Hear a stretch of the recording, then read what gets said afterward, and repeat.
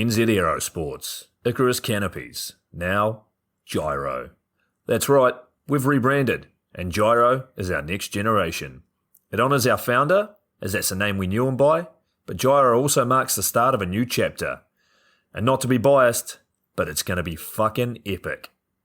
Long story short, we're more us than ever. So if you're new to the sport, or even a Sky God Ninja Turtle, welcome. I think our valiant leader Lucy, Gyro's daughter, says it best. And we still got that fuck yeah attitude. Rebrand! Woo! Rebrand woo indeed, Lucy. Anyway, head over to gyro.com for more info and get amongst you legends. I was 19, broke, unemployed, and sold my girlfriend's canopy for drug money. So I thought I better sew her a new one. What a sentence, and what a story. This describes the humble yet outrageous beginnings of NZ Aerosports, the home of Icarus Canopies, in the words of our founder himself. From getting a paratrooper toy from his mom, watching parachutes at the DZ as a 6-year-old, jumping off the wharf with a parachute made from bed sheets, doing his first jump at 16, sewing his first canopy on a borrowed machine at 19, and starting to sell parachutes out of a garage in 1986, Paul Gyro Martin had an undying love for the sky. Our company started with one man with the wildest of spirits and a true blue sky dream, a renegade. In the time that Gyro created and ran the Icarus Canopies brand until he passed away in 2017, he pushed everything he had to its limits. We miss him, and we always will. Gyro is the next generation of NZ Aerosports. It honors our founder, of course, because it was the name we all knew him by, but Gyro the rebrand also marks the start of a new chapter, our next jump. Gyro is the space between sound and silence, art and science, chaos and calm. Gyro is a state of epic tranquility that transcends understanding. That moment, in the door, in free fall, mid-swoop, where nothing but the present exists. A perfect balance of euphoria and thrill. Gyro captures our passion for flying and our commitment to designing break-the-fucking-rules canopies that deliver pilots pure, wild flight. Hey gang, so I got a new book out. It's called The Upside of Fear, and it's exactly what you think it's about. It's about the good side of, well, getting scared. In it, we talk not only about the science and biology behind fear, but the psychology as well. And it's not just coming from me, it's coming from some of the best in the sport. Omar Alhigelan, Jeff Provenzano, Maxine Tate, and so many more have contributed their sometimes terrifying stories to the book to help you overcome your fear. So head to the lunaticfringepodcast.com. You're going to find the link to the book there, as well as the other books. It's available in ebook, paperback, hardback, and audiobook right now. Coming straight from the cockpit, it's another episode of Lunatic Fringe with the fucking pilot.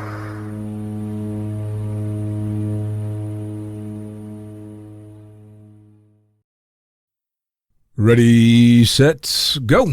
All right, back in the can for another edition of Lunatic Fringe Into the Void, and an in-person fun one. This is going to be good because I know there's a lot of good stories coming my way because you've hit a little bit of everything in the skydiving industry. So tell us, who the fuck are you and what do you do?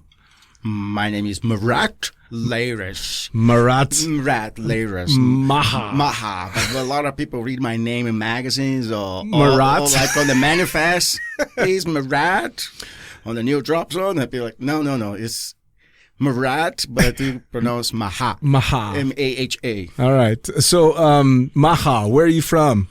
I'm Brazilian. From Brazil. Brazil, Rio de Janeiro, Brazil. So is Maha like a normal name in No, in Brazil? Not at all, man. I was the only Maha in my high school. But I was in trouble all the time because... Oh, that's fucked. You can't... not like a João or Marcos or anything like a common name in Brazil. And like, who the fuck is smoke pot on... Funny. Like Maha is the only guy in the fucking school. Now, in Brazil, they've got a whole bunch of different cultures, though, right? So there's lots of Portuguese and... Portuguese, Italian, Syrians, Lebanese. There's German as well, yeah? German as well. Like in São Paulo, for example, there's a lot of communities like the Italian. There's the largest Italian community there in São Paulo, But I'm from Rio de Janeiro, Nice. Yeah, that's a good Nice. place. Yeah, we're going to talk about that quite a bit. Yeah. So being from Brazil, does Brazil have a big skydiving community? I mean, there's a massive drop zone. That's where I came from. My AFF was 400 kilometers away from my hometown. Holy shit. Yeah, there was the only tandem facility in 1990. Okay. They have only one tandem rig, and it's the only AFF. Wow. Classes. Okay. And it was in São Paulo, in Boituva. It was the CNP, Capital National Parachute Association. Okay. And it was the only civilian airplane for skydivers. You Wow. know? Yeah, and then in Rio de Janeiro was only military.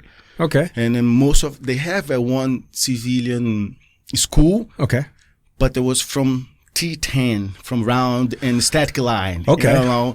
Because most of the military skydiving training in Brazil is in Rio de Janeiro. Okay. And then it's all military stuff. It's all military stuff. And then all the old guys from military Sure. open a school.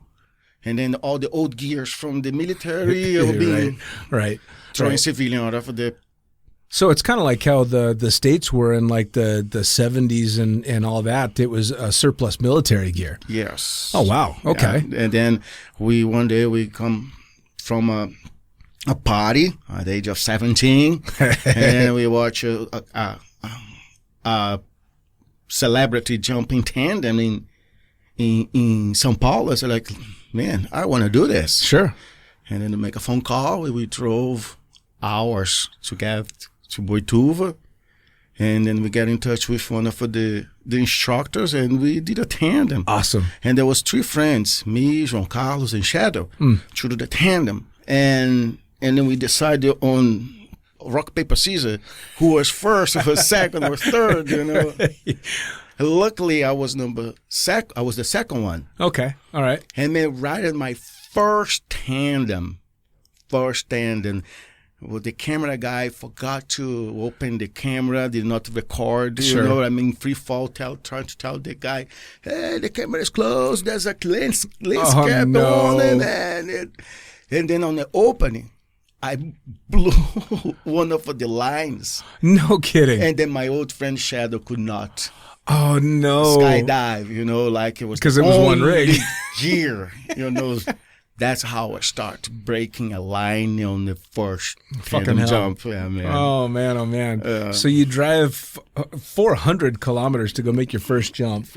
So you didn't get video of it because the guy had a lens cap on, and you busted a line. And I busted a line. Wow, and you're not a small guy either. So you guys landed the main?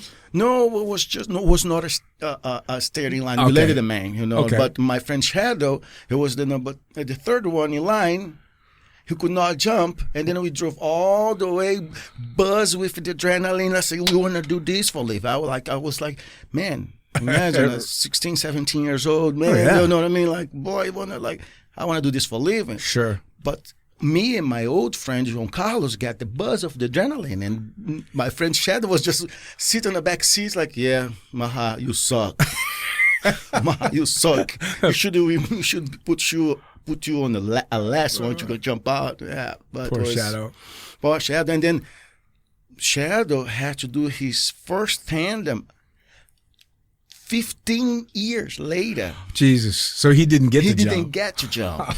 Oh, no. And then we did all the jumps, you know what I mean? We traveled, we went to U.S., we did all the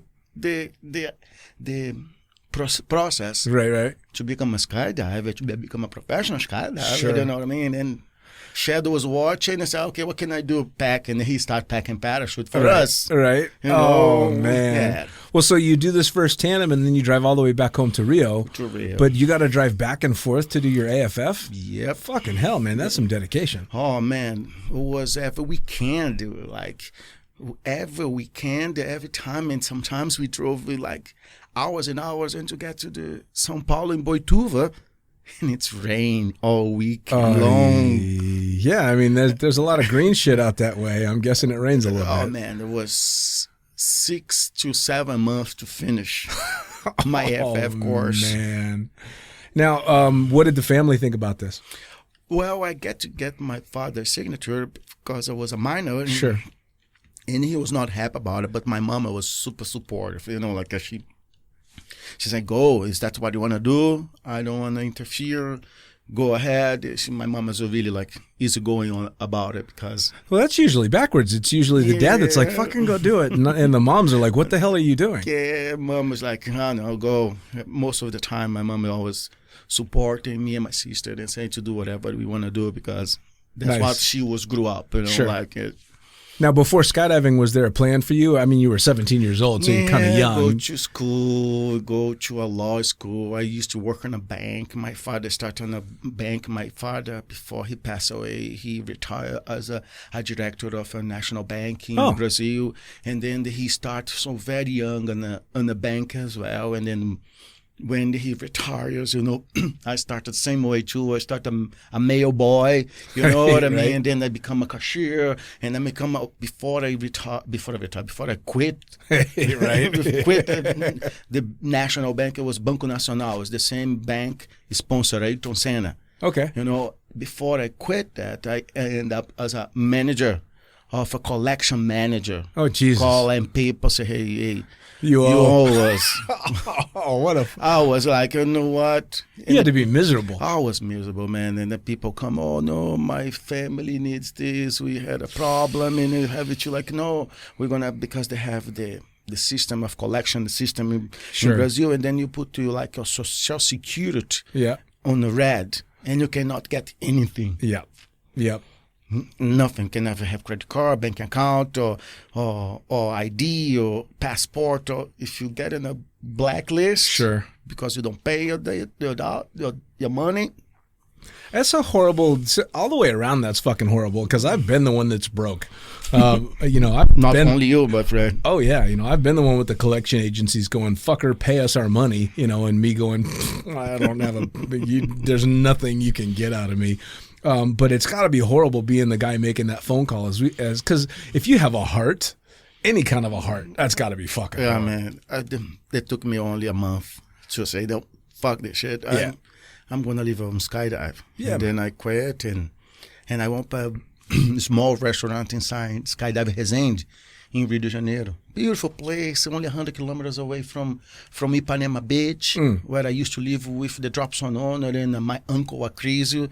You know what I mean? Like during the week, doing my school. Sure. On the weekend, going back to Resende and do my skydiving. It was amazing times. Awesome. You know what I mean? In the middle of right between Rio and São Paulo, one of the bigger cities in Brazil.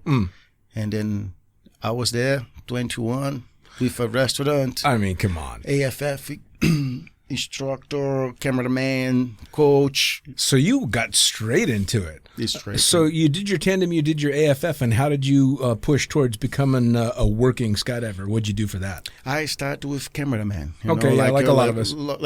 I was at the drop zone, packing, helping, because it was back in the 90s, it was not many drop zones open, and in Rio de Janeiro opens, and then they need help. Sure. And then I came on. I work at Manifest, I work packing, and then later on when the drop zone, Cessna drop zone started moving on, and then the owners of Skydive Resende opened a team, a 4-way team, and they need help. And then I start filming, Nice. 1, 2, 3 jump, and then boom.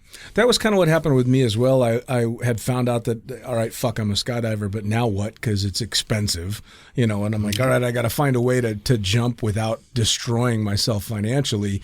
And everybody said the same thing. Put a fucking camera on your head, go shoot your friends for free, then go shoot your friends for jump tickets, and then try and get a job. But I was lucky because I worked Vegas and I worked the wind tunnel in Vegas and learned to fly camera in that tunnel.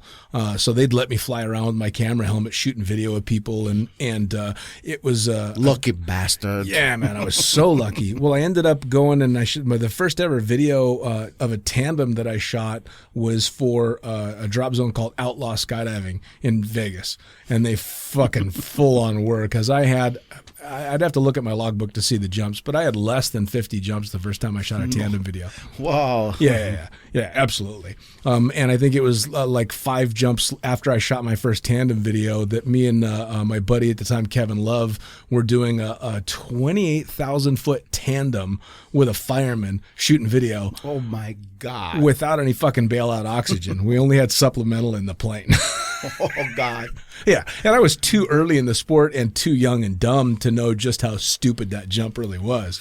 So I got lucky shooting the video, but I didn't want to be an instructor. Was instructing something you wanted to do? No, I want to do anything related to skydiving. Anything, man. Nice. Like back in the day, it just whatever take me out there, I do it. Nice. Yeah. So it started out with video, and you were shooting for a 4-way team. Is that what it was? 4-way teams, and then tandems right away, and then EFF, and then right after in '97. The drop zone owner, my good friend João Carlos, the drop zone owner until today, he got all his money he saved up for his family money. He bought a King Air, and then he started build the drop zone in Rio de Janeiro. And then in '95, '6, '7, until I moved out of Brazil. Brazil used to have only Cessnas. And then King Air come up and then change the whole picture of the sport in Brazil, like AFF, 4-way from São Paulo, Minas Gerais, the other part from northeast of Brazil start to come down to Rio de Janeiro, and then we sell it on AFF only with video. Yeah. To fill up the plane. Yeah, right. Everybody used to have that mentality of a Cessna, only 5 on board. And now we have like 12 souls on board on a King Air. They fly freaking like a rocket. Oh, yeah. That's it. And then I was in every single load. 3 gears, shadow man packing for me like crazy, and I was in every single load from load 1 to load 5 until you shut down for fuel. Yeah. And then my friend João Carlos implemented the idea to hot fuel. Yep. Fucking imagine a man on top of a King Air, and then with because the tank of the King Air is right behind just behind the prop. Yes. The guy sits like a horse, you know what I mean? When you sit in a horse, one leg is struggling with the freaking tank, and he bought the fastest pump in America. And then it took like 15 minutes to fill it up both tanks. Jesus. And the pilot inside eating the sandwich and drink water, you know what I mean? And then boom, another 4 loads, It's crazy, right? And then crazy. My God, GPS, we didn't have right? Cloud, no problem. Yeah. GPS, I have more than 1,000 jumps above the cloud and without see the ground. Jesus. Deploying in the middle of the cloud. There was a wait the clouds and then see the ground and then dump. It was. Yeah, I've got a few of those, but not too many. All my jumping back then was in the States, so. Yeah, the States more control, it seems. A little bit. But Brazil, we learn a lot of our mistakes. Sure. And then. Well, and especially when you're moving at that pace. I had the same thing when I was working for Skydive Las Vegas and just shooting video. We were required as camera guys to have 3 rigs. Because we had to do 3 back-to-backs, and this was fucked. The camera guys had to do 3 back-to-backs and then pack all 3 of their rigs and then get on another 3 and then pack 3. And then at the end of the day, edit all the videos. Yeah. Fuck me. Those were the days when you got home and you didn't even make it to your bed. You just passed out on the way. Yeah, so exactly. Oh, yeah. How many nights I was editing videos, bro? Oh, my God. Yeah. There was no computer or anything. It's just like VHS tapes. That's it. Music, 1 foot on the play of one of the hand on the play of the remote control for the camera and record on the VCR. You'd get so good at it, though, right? Oh, man. After 500 of those. Oh, yeah. Well, it finally got to the point where, because I was the 3rd string cameraman when I got hired on there, and a guy by the name of Danny Kuhn and Steve Werner, both of them awesome camera flyers at the time, were the 1 and 2 on the drop zone, and they had done their time in the editing booth, and we got paid $5 a video to edit, but they were just done with it. We're making enough money. I don't want to edit videos. So I ended up doing all the editing for all 3 of us. So I'd finish the day, and then I'd go edit like 30-something videos a night. But you'd get so fucking good at it, you would just all of a sudden you're stopping stopping, not even remembering having done the edit, but it's done perfect. Yes. To the same song, I did Lenny Kravitz "Fly Away." My God. Joe Satriani. Yeah, man, on like 10,000 fucking videos. And that's Suicide the Blonde. Yeah, man, all that tacky shit, and of course Free Fallin'. You had to put Free Fallin' for the slow mo section that you were required to do. Oh yeah, all that crap. But hey, it got the bills paid. Oh yeah, man. Right? I pay all my coach jumps and my gears. There was always my dream about to get a new gear and then right. Like I want a gear, measure my colors and everything. Right.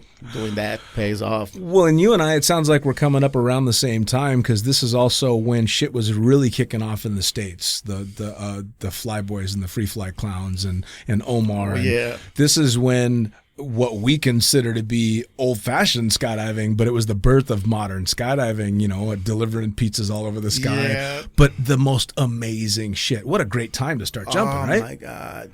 And the canopies. Fuck, you remember when everybody wanted a stiletto, and the manufacturer put out that you have to have 500 jumps. Yep, 500 jumps. Which, of course, made every fuckstick with 100 jumps desperately want one of those canopies, because if you had to have 500, it must be so badass. Yeah, I don't know you in America, but in Brazil, you used to have the racers. Oh, yeah. And then everybody wants to have the smallest gear. Yep. Oh, and yeah. then when the people put it like Neo S. Yeah. Like over the shoulder, small, and everybody was shoving a freaking stiletto 103, 120. Well, that was the thing, right? Is you wanted the smallest goddamn rig in the world because it made you look like a badass. It's not because it was practical in any way. If anything, the smaller rigs that I jumped, come deployment time, I'm having to reach halfway up my fucking back to get your pilot chute. Yoga. It's just not comfortable. Well, and at some point, I think everybody woke up and went, "Oh, I shouldn't have a sub 100 square foot reserve, maybe." Yeah. My body. When you're 220 rolling out the door and you've got a teeny itty bitty little reserve, maybe that's not such a good idea. No, not a smart time either. But yeah, we all learned from that. We sure as hell did. Now, how did you end up leaving Brazil and going to the States? Yeah, in 1999, the economy started very bad in Brazil. Like the presidents and the change of in the right and left. Republicans and fucking whatever. And then I was living a life, King Air, doing fucking 20 loads on the weekend, and I was making a lot of money with the restaurant in the drop zone, coaching in the EFF, jumps, tandems. And I was already in Brazil, in US, in the land before. When I finished my EFF in 92, okay, 91, I grabbed all my savings, family savings, and I traveled with João Carlos, the guy I jumped tandem for the first time. Nice. To go see Disneyland, Mickey Mouse. Mom and Dad was like, "Yeah, go." All right. Disneyland, a dream of any Brazilian. Sure. And then I never saw it. Never saw Disneyland? You got stuck in the land. We stuck in the land. And we did like 35 101 basic body fly with Tom Pyres before he passed away. Okay. I was the first Brazilian doing the basic body fly training camp with Tom Pyres and Ricardo Petena. Wow. And we did. Sure. When we got back to Brazil, I was flying better than a man with a new technique, the box position. Right. Better than my AFF instructor. Did you tell Mom and Dad what a great time you had with Mickey Mouse? Of course. No, he would stop in front of Magic Kingdom and take a photo of me and my buddy. Of course. In front of Magic Kingdom. Of course, you'd have to. Yeah, then after that, I met the drop zone owner because we are like friends with Ricardo. Ricardo was already live in the land, and then we become friends. And one of the trips, Bob Howlett and Mike McGowan, my dog. McGowan, yeah. And Ricardo came to Brazil to do some seminar, and they jumped out of a King Air in my home drop zone. We had a chance to hang out. Had a chance to hang out with those sky gods, Right. you know, and become friends. We took them to samba in Brazil, you know, a little party, Right. you know. And in 97, I was part of the Rio de Janeiro national team, Oh, wow. Okay. sponsored by the national team, the national federation. Okay. And we are saved top money, and we went to Deland to do a training camp, and they fly the the only sky venture Right. in the world, right? With the South African team. Like in Arizona, did not have the sky venture yet. The only sky venture was the first was Orlando sky venture. Sure. And we went there. We did like 10 hours at the wind tunnel, and then we did 50 jumps Oh, wow. at the skydive the land, and then become friends, you know. Sure. And then we did another season, another year, and then 99, 97, 89, the economy started to crash. Right. And then when you have the taste, man. Sure. Yeah. You got to get back there. Like, say I could not stay here anymore. Like, I put my backpack, grab my camera, and not even contact Bob Hollett. I just... Well, you knew though. But I mean, that's the great thing about skydiving, right? Yeah. I mean, once you're in the community, there's somewhere for you to go. Yes. For sure. And especially if it's back to a drop zone that you've done that much time and you've spent that much time with that specific part of the community, you can kind of show up and go, okay, how do I get started? Where do I go? So would you go out there and start shooting video and doing tandems and stuff? Man, I was sit in a chair over there, wait for my time, Right. become friends with Jimmy Tranter, Hunter Roberts, Gus Wing, Norman Kent, like Marianne Kelly. I see all this Sure. phenomenon, like all skydiving magazine, the pictures of all these guys, you know, sit over there and wait my time, you Sure. know, and slowly, I pack, I clean plane, cut the grass, Right. whatever, helping moving houses, you know, making friends, Sure. being friendly, you know, and I think that's a phenomenon on every single drop zone on the planet. Is chances are the guy sweeping the hangar or mowing the lawn or walking the fucking dog is probably the most excited skydiver on that drop zone. We had a guy who I've actually had on the podcast, a guy by the name of Will that was a hardcore jumper. Him and Selwyn Facey were jumping together as a team at Skydive Cross Keys. And those two were the ones that were cleaning up the drop zone. And they would be the first ones up in the morning, no matter how big the party was the night before, emptying garbage cans, sweeping the hangar, and they were on every fucking load. They were just psyched to be jumping. And it was amazing to see, because if you'd asked most of the staff, would you clean the hangar to be able to jump? Fuck no. No way. You know, but these guys were so motivated. You have to be. But I suppose there's extra motivation for you because you've left home to chase this. I mean, that's a big decision. yeah, that was not easy, you know, when you have a, you know, good life after you got to taste, Sure. you know, to have nice things, to do good things, you know, Sure. and then suddenly you are stuck, and then there's no flight, there's no money, Yeah. there's no food on the table, you know, asking for to hitchhike to go back to see Armada in Rio de Janeiro. It was Yeah, man. really dramatic for me, and then luckily I have some friends that helped me with my airline ticket. Nice. I arrived in US with $100 in my pocket, bro. Holy shit. And they were like, and that ticket is like for 30 days. Right. And if nothing happened, I'll be going back home. Right. You know, I say, Mom, that's my car. That's the power of attorney. Right. Here we go. I'm going to try. If it doesn't happen, I'll be back in 30 days. Now, did you? Obviously, it worked out because you ended up staying there. But did you overstay your visa? Never. Really? I have no idea how lucky I was. Holy shit! Man, I get there, and the first week it was tough, and then 3 weeks later, I met Nancy from owner of the jump shack. Okay. And I was a good friend with some Venezuelan friends, Alejandro Ramos, Daniela, Francisco Neri. Okay. And then they have Carlos, who today is a phenomenal free flyers in US today. Sure. It was working in Venezuela. And I was having how I'm going to renew my visa to stay longer. Right. And then say, hey, Maha, we're going, Venezuela is doing a boogie. Do you want to come and shoot a video for us? Yes. Oh, yeah. That was my first.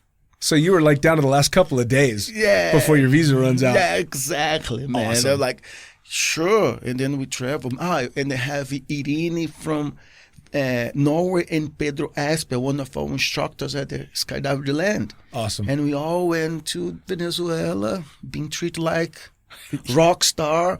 The organizers say, what do you want to do? Do you want to do tandem videos or you want to do big waves video? What you choose? And then my head goes, ching, ching. Hell yeah. I'm going to stay with the tandems. Yeah. Oh, yeah. Really? Tandems. And then twin order. Oh, yeah. And we are up and down. Like Easy. It's easy. Easy and fun. We're using fun. And then after 10 jumps of tandems, it's like, oh, can I now go free fly with Alejandro and the guys? Sure. Free fly. Oh, can I film Pedro organizing? Big waves. Boom. Picture. And then I come home, pictured on the cover of Skydive magazine, you know what I mean? Yes. And then I start to build my name. Sure. You know, on the community. And then saved up. And then when the visa was about to expire, I was travel a little bit. One time I went to Mexico. Okay. On the way back, they stopped me. They put on the room to check all. Really? I say, how do you do? They say, no, my father's rich. Look, I skydive around the road. Right. I don't need to work. There was one point, the search was so bad.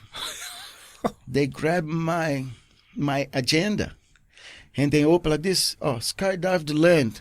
He looked at me, the office, immigration office, look at me and say, if I call this number and ask if you're a good employer, they're going to say you're not employer. So sure, call them. Call them. Luckily, nobody answers. Well, that's the funny thing is, I mean, I'm born and raised in California, and I traveled all around the U.S. jumping for a long time, but I worked with more people from more places around the world because it's, you know, it's the U.S. It's been Mecca for skydiving because the weather's generally good. There's a lot of business. But I worked with so many illegal aliens. Oh, man. Not only you, bro. Oh, yeah, no, everybody. It was just kind of one of those things. In fact, one of my good friends, and well, a lot of people's good friends named Rob Stanley, was from Canada and jumped in Cross Keys forever. And I think he was illegal the entire time I knew him. I mean, he was just, fuck yeah, I can't get in trouble. I better not get pulled over because I'm not here legally for ages. You know that. So I'm impressed that you never overstayed a visa. No, I never overstayed a visa. Thanks God, man. I was lucky. Yeah. I was lucky. Like I did not. And I was on point. I have my trailer at the drop zone. You know what I mean? Starting to get like very comfortable. Sure. And then when it's time to get out, like, oh man, close. Give the key to my old friend Josh. He was illegal as well. 10 years illegally. 10 years. 10 years. Josh. Boom. That's the key, man. If I don't come, you have a trailer to stay, bro. That's awesome. Yeah, it was a good time, man. So now, where did you do your AFF stuff? In Brazil. Okay, so you did that in Brazil. So in Brazil. I'm not a AFF instructor in the U.S. And I'm not USPA AFF instructor. I'm only coach. Oh, fair enough. Yeah. Fair enough. So where did you meet Sparkles? For anybody that doesn't know, I call his wife Sparkles. Oh, man, this is a good story. Like the land in summertime, it gets low on 408 teams and tandems because it's freaking hot. Sure. And then a friend of mine, Josh, that was about to give the trailer. Right. And then he went up north of Michigan to do a tandem. When he got there, he got stressed out about the operation because it was 206 and a 182 wide body and a lot of students.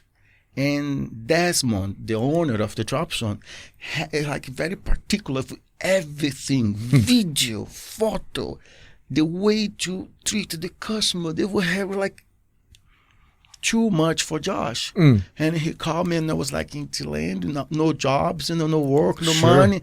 Maha, I have a great opportunity for you.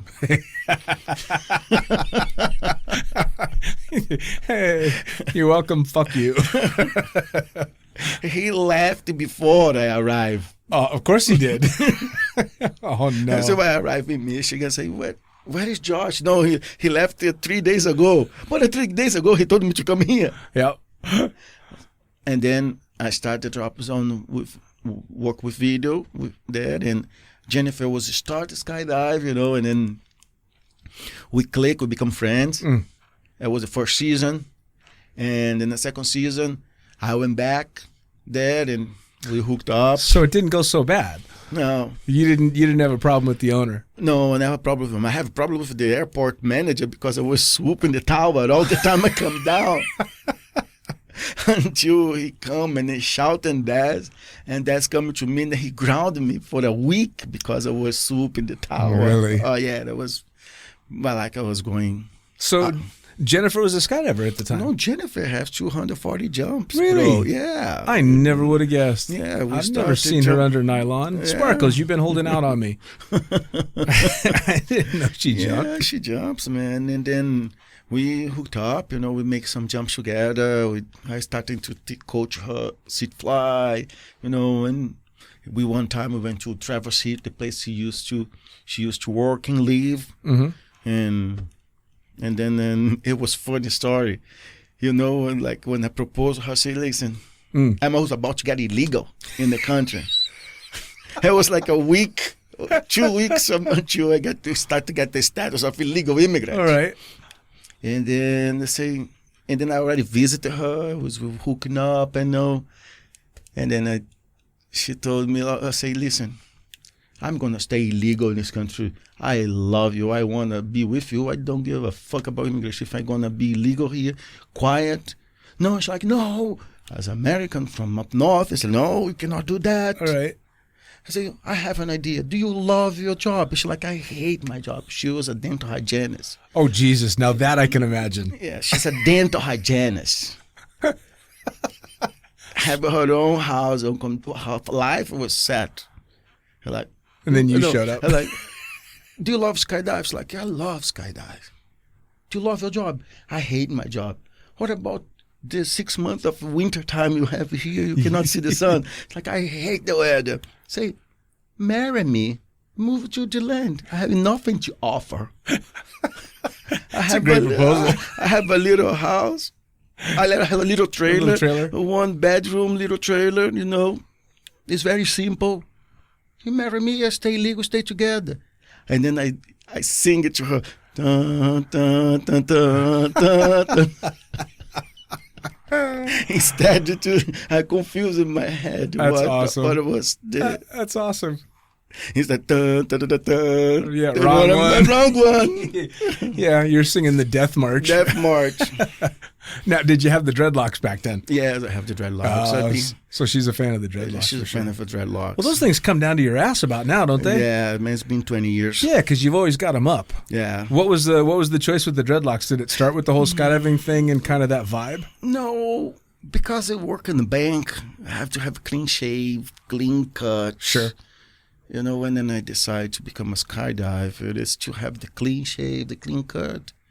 And then in 1999 for the millennium, the change of the millennium. Right. Me and my old friend Shadow was super drunk, high as shit on the beach. Awesome. It is the millennium. Let's shave, and then we shave zeros. Right. And let's never cut our hair again and grow dreadlocks. You say, I'm on it. Nice. Let's change our perspective of. Well, and this was also too. This was the still the years of like Charles Bryan.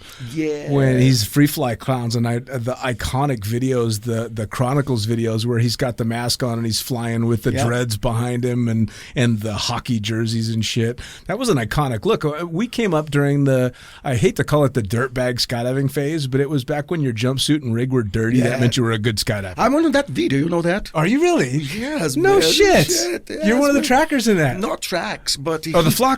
No. No. 1 year, we took the King Air to Espírito Santo to organize a boogie. That's what happened. King Air was the only private turbo engine airplane for skydiving in Brazil. All the drop zones I was hiring the King Air. Sure. And then João Carlos, my good friend, my brother, you know, he was taking the King Air all over Brazil for boogie, and then he take everything with him. Cameraman, manifest, PA system, dog, motorcycle inside the motorcycle inside the king, and we travel and crazy. Most of the time we were overweight. Sure. Oh yeah. And then like some landing area, some airports, the runways are short. You know what happened? Tell me you jumped out. Yes, many times. How many times? We're too heavy, everybody out. Everybody out. How many times we arrive in Espírito Santo for boogie, and then low pass, sometimes even 13,000 feet pass. Yeah.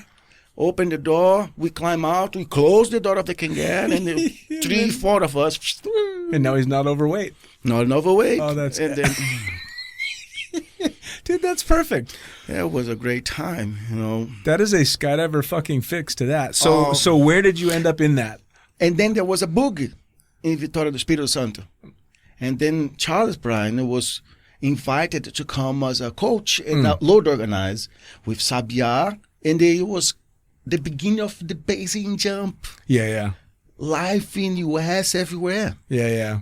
For sure. And then they had in Espírito Santo, there's a bridge over the water, 80 meters. Oh, wow. Bridge. And when the book finished, it was time the party started. And then Sabiá, André, one of our friends, the first base jumper in Brazil, is going to jump out of the third bridge in Vitória.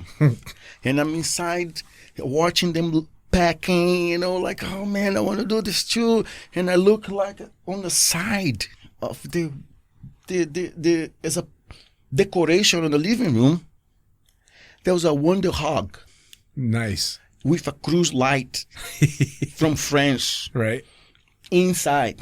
And I look, can I use that? Sabiá, Charles, can I use that gear to jump with you guys? It's above the water. Right. Sure. Me and my friends tried to figure it out. We moved the reserve. We packed the cruise light without the PC attached. Right. You know, all in the bag. We leave the bag with Sabiá on the top. I was the first one out. Direct back from and then become on the tape. Hey, if you look at the Chronicles 2. I'm going to have to watch that again because I can picture the exact section that you're talking about, but I want to see that again. Yeah, like I have the afro, was not dreadlocks yet. There was an afro guy jump out of the third bridge. I think it's funny that you guys shaved your head and decided we're never going to cut our hair again, kind of to get away from the clean cut stuff. When I had Bill Booth on the podcast, I asked him about the beard, of course, because everybody knows fucking Bill's beard. And it was the same thing. He's like, no, I had to do this, and this my whole life. And I just said, fuck it, I'm never shaving for anybody again. And now we got Bill's amazing beard. Yeah, famous, actually, man. Oh, yeah. Well, come on. I mean, again, you started your tandems. I don't know if you guys had to watch the video. That fucking video of him sitting there. Welcome, I'm the president of a relative workshop with the horrible wood paneling behind him and the desk and everything. Yeah, that was his office. Yeah. And until today. It's funny because I had made... When I was at Cross Keys, I made this poster for him. I took a Lord of the Rings poster and superimposed Bill's face on one of the characters and put parachutes and shit everywhere, and I called it Lord of the Three Rings. And apparently that's still hanging in that office to this day, really? Which I just think is the funniest fucking thing in the world. But I'm sure you had to do the same thing. You'd push play on the VCR to show the people that were getting ready to do the tandems, and every time the picture would cut to him, people are like, what the fuck is ZZ Top is teaching us how to every time. It was amazing. Yeah, man. It was so much fun. That was a good time. Well, but yeah, so it's funny that you guys have got that parallel as well, and all around that same time too. Yeah. So you and Sparkles take off to the land. Take off. Now, first she came for Thanksgiving. You know? Okay, so she visited first. She visited Smart first. girl. She visited first. You know what I mean? She came for Thanksgiving. You know, like, and then God bless Bob Hollett, man. That was my favorite times in the land is Christmas and Thanksgiving. By 3:00 in the afternoon, the drop zone closed.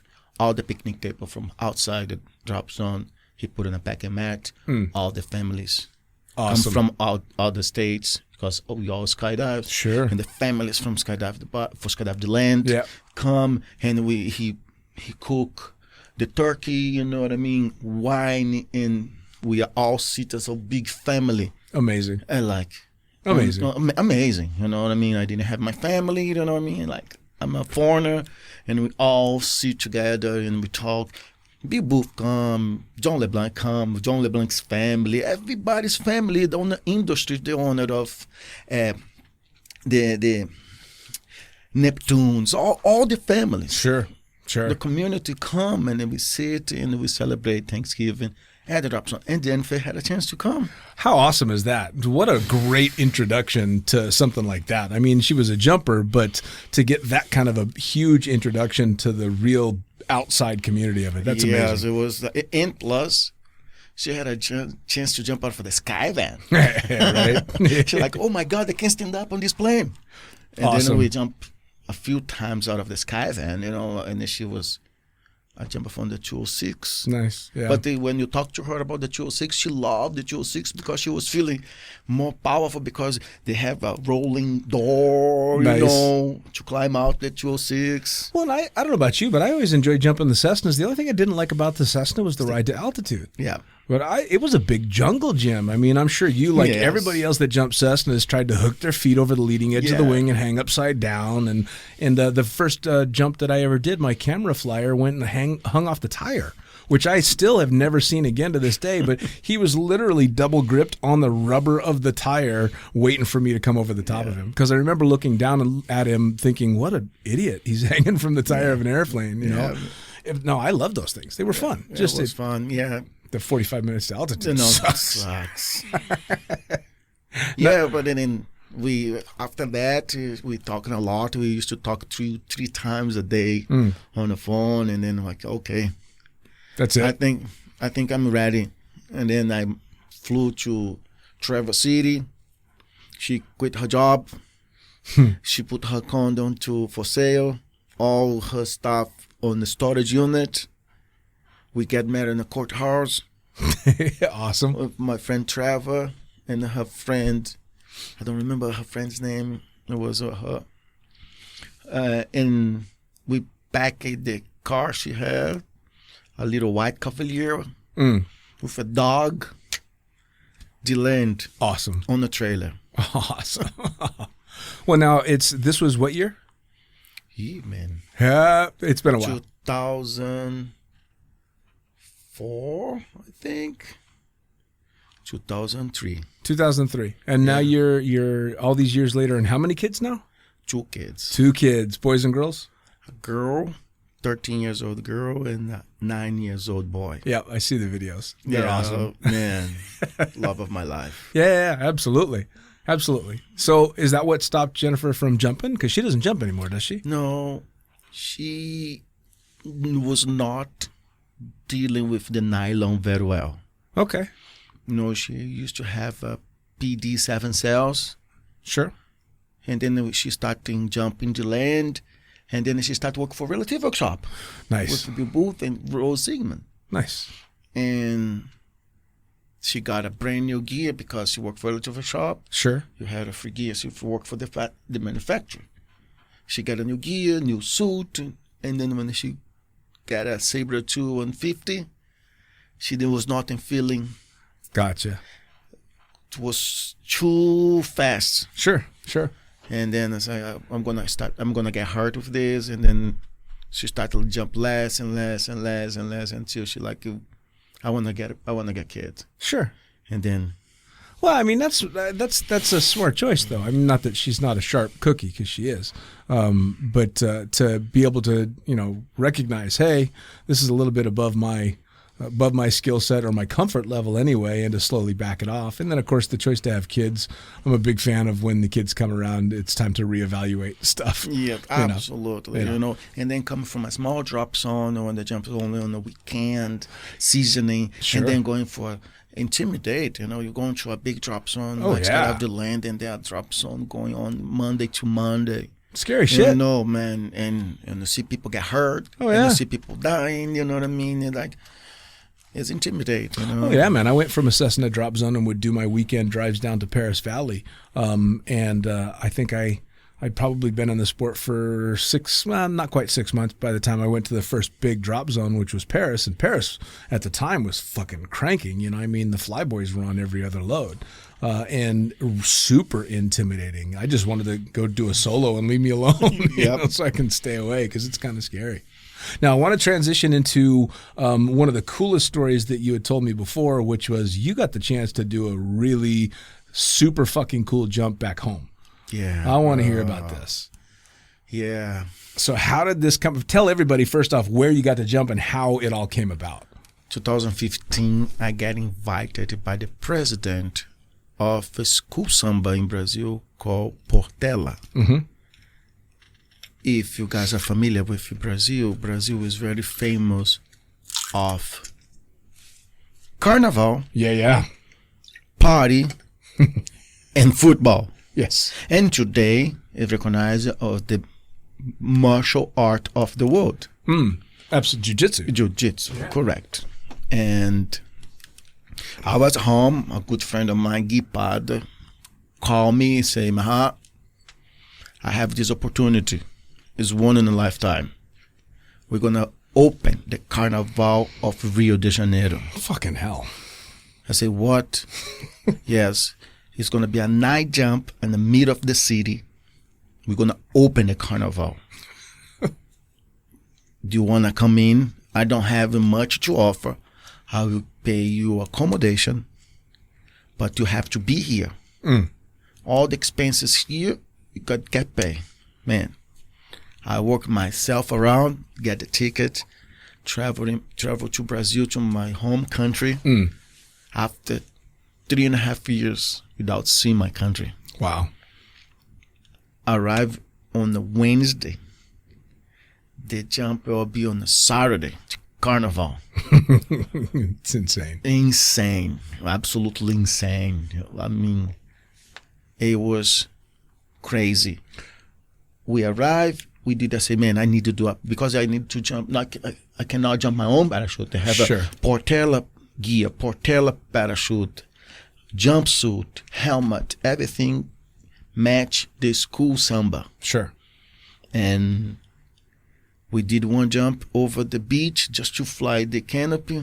We wait 2 days. Oh, fuck. And then we went on the Hobson, to Hobson. For two passengers. Yeah. No, 4 passengers. Hobson, I don't remember, 24, I don't know. And then we went to Portela jump. Right. At the international, we board the international airport of Rio de Janeiro. That's awesome. We didn't have, like, today you see all this fireworks people jumping with. One of the jumpers, Arthur Zanella, he grabbed one of those, 4th of July fireworks. He tied a pull-up cord from Performance Design, and he grabbed, matches. Matches, and then he glue like 10 matches around the part you light the fireworks for 4th of July. Wick. Yeah. And then we have a match inside the sleeve. And when you open the canopy, you pull the sleeve, pull the matches out of the sleeve, grab the fireworks from your feet, light the freaking fireworks, and then you install the brakes, right. And you're going for land on the avenue in the middle of the city.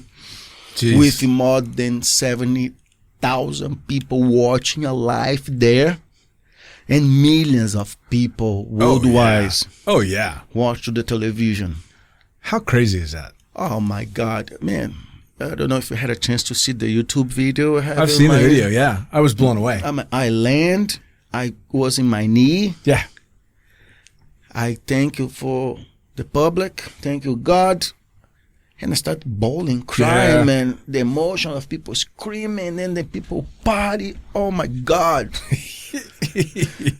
Well, especially because you hadn't been home for 3.5 years. Yes. And, I mean, you've got to miss home. Because you've been traveling a long, long time. You're like me. A lot of your adult life has been spent moving around. Correct. So it's got to be super emotional that you're not just home, but you're home to do something that how many people did that jump? Oh, that was 4. Yeah, so 4 people on the fucking planet that have ever done what you did. Not to mention, I don't care where you're at, landing in front of 7 people, let alone 70,000 people. Yeah. Come on. And then if you know, the samba is a competition between 15 school sambas. And then the last day of the carnival, on Tuesday, there's the champions parade. Only top 4 had a chance to jump again. And then Portela took second place. I had to do it again. Awesome. And then I was become friend with the president of Portela. And I told him, man, I want my mother to watch me landing. Yeah. And he got me a VIP pass for my mother. He put on a boot on a box right in front of the landing area where I was to land. I come down hard and fast. Sure. Landing exactly at the point I was supposed to land. She was in a boot with the eyes this big. I had a chance to do a heart for her. Sure. And blow her kiss. Well, and that was... How cool is that, considering that out of both your parents, she was the one that supported your dream to go out and skydive. Yeah. And here you just, in one skydive in the most spectacular fashion, just validated her choice in the biggest way. That's my son doing what he's dreamed about since he was this big, and it was my permission that got him there. Yeah. How fucking cool. That was, man, that was the highlight of my career. Yeah. One of my highlights of my career, man. Yeah. This was... Hey, isn't it funny? It's not the records or the medals or anything like that. It's stuff like this that seems to be the biggest highlights. The biggest highlights of my career has nothing to do with this jump or that jump specifically, but it's usually community or something that I felt because of a jump. Yeah. So this for you being back home and your mom and back in Brazil, I mean, that's fucking man, I'm crying. Bring me tears from my eyes just to remember that time. I'll bet. What you're doing to me, man. Wow. Well, and how cool, too, for your kids. I mean, they've been born abroad and lived abroad. And how cool is it for them to be able to see Dad doing something like that? I mean, that's awesome. That really is. Jen must have been bursting at the seams, too. Yeah, she was, like, very proud of myself, you know. Yeah. And it was amazing. Man, I'll tell you what. It's that kind of stuff that makes what we get to do so fucking special. Yes. So special. So I always ask people as we get towards the end of the podcast, I want you to give advice to people. And the advice is this. For people just getting started in the sport, what advice do you give to them for what direction to go, how to stay safe? And for old fuckers like us that might be thinking, I don't know if skydiving excites me that much anymore. What advice do you give to them? Keep your heads out of the water.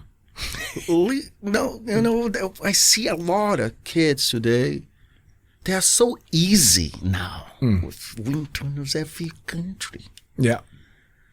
Like they have a freaking wingsuit tunnel now, bro. Yes, they do. You can become a sky god in a month if you have the money and time. Yep. Keep your heads out of the water. Go talk to people like us. But talk and listening. Yeah. Because what I see today, they don't have good listeners. A lot of them aren't. They're not good listeners. You try to give them a free advice. Right. Back in the day, I have to pay $100 a fucking hour to Tom Paris to teach me box position. All right. I'm trying to give them free advice so they can be safe. Yeah. Yeah. They can save his life. I don't give a fuck what I have to say, bro. We're the old guys. When did you think that was going to happen? Yeah, my wife told me the other day, Ma, you are guzzling now. I said, no, yeah, you're guzzling now. How many times guzzling come to me when I was in the land? Try to do a carving. I want to do a 180-degree carving on a stiletto 120 coming hot. Right. And he said, you bozo. You bozo. He gave me so many advices about it. And Sure. I was like, oh, yeah, guzzling. God bless you so. It's funny. I mean, I agree with you. I think that a lot of the whole, it seemed like there were more mentors back then, and now there's camps and classes, and you kind of miss that personal one-on-one sometimes with the bigger organizations. That being said, there's a lot of amazing mentors out there and a lot of amazing courses and all that kind of stuff that's spectacular. But yeah, I think you're right. Some of the personalities gotten taken out of some of it. Yes, it's just like, go hang out with us, go like back in the day, after the dropzone finish, sit by the bonfire, Yep. drinking a beer, man, listen to their stories. It's a big damn deal. I learned so much. Well, that was the point behind starting this podcast. It was supposed to be a bonfire chat. Exactly what you'd hear if you sat down next to the bonfire after a day's jumping, listening to a couple of people shooting the shit about the day's jumping or whatever the fuck else came up, all obviously tied to the community in skydiving. Yeah. So this was kind of that idea. And I get a lot of feedback from either jumpers that have retired and stopped jumping quite a while ago or are just coming up in the sport doing exactly what you're saying, which is listening to the stories. Because one of the coolest things is you have somebody like you or somebody like Omar or Craig Gerard that comes and sits in a fucking toilet with me to have conversations about the good old days, but they're humble and really giving with their time and their experiences and all this stuff. And people learn a lot just about skydivers going, wait a second. That guy's one of the innovators. This guy's a world champion, and he's humble, and he's nice, and he's laughing and having fun, and it becomes this amazing, wait a second, these people are approachable, and it's super cool. That's the bonfire thing is a big deal. I think a lot of that seems to have gone by the wayside. Yeah, it's sad because we don't see that anymore. Sure. I wish we have more bonfire. We have more kids around. So, Sure. Sure. To guide them to be safe. Absolutely. Take your heads out of the water. Yeah, for sure. For sure. Now, what's your advice to the old guys that are bored? Oh, man. A person like me, you say? Don't give up. It's still good life in skydive community, even with the young punks, full of internal time. Full of themselves. Sure. You still have every dropzone. You still have old timers like me. Oh, yeah. One of the best pieces of advice I had somebody give to the old timers was go find something you suck at. Do something new. Try, get out of your comfort zone. If you're like, a lot of the older jumpers that have never tried a wingsuit, go try wingsuit. If you've never free fly, try free flying. If you've only been a free flyer, go out and try belly stuff. Try changing it up. Do something a little bit different. And then if you're still burned out on it, well, then it's time to take a break. Yes. Yeah. That's a good advice. Yeah. Do you remember who was that? I don't. I don't. We're not getting any younger, that's for sure. No, definitely not. I just got a real reality check with my age. I had to get a COVID test a little while back just as a precautionary for work stuff. And my COVID test was free because I'm over 50. Where did you get that? Right?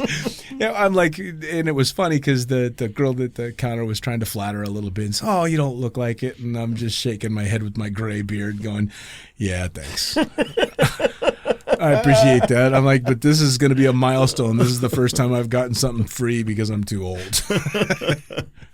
Well, with that said, Maha, man, thank you so much for taking the time to sit down and shoot some shit. I want to get some more stories in the future from you, but I really appreciate your time. No problem, brother. Thank you very much for having me here. All right, brother. podcast. Blue skies. Sky, bro. Black Death.